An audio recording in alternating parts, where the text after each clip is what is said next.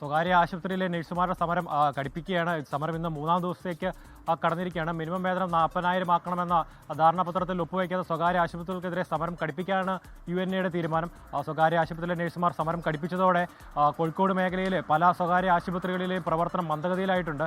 സ്വകാര്യ ആശുപത്രിയിൽ നിലവിൽ പുതിയ കേസുകൾ എടുക്കാത്തതിനാൽ കോഴിക്കോട് മെഡിക്കൽ കോളേജ്, അതുപോലെ സർക്കാർ ബീച്ച് ഹോസ്പിറ്റൽ തുടങ്ങിയ ആശുപത്രിയിൽ കഴിഞ്ഞ 2 ദിവസമായി രോഗികളുടെ വലിയ തിരക്കാണ് അനുഭവപ്പെടുന്നത്.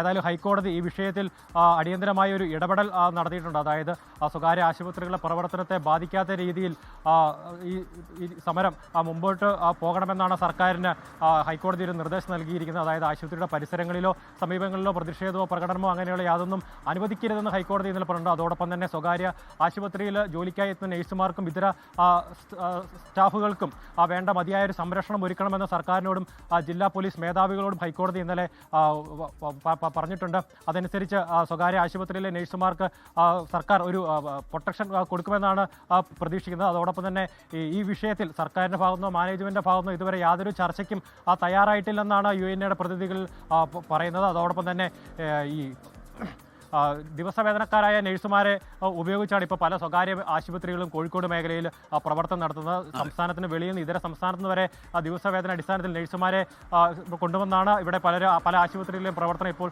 മുന്നോട്ട് കൊണ്ടുപോകുന്നത്. ഏതായാലും തങ്ങളുടെ ആവശ്യങ്ങൾ അംഗീകരിക്കാത്തവരെ ഇതുവരെ അതുകൊണ്ട് സമരം ശക്തമാക്കാനാണ് UNAയുടെ ഒരു തീരുമാനമെന്നാണ് മനസ്സിലാക്കാൻ കഴിയുന്നത്.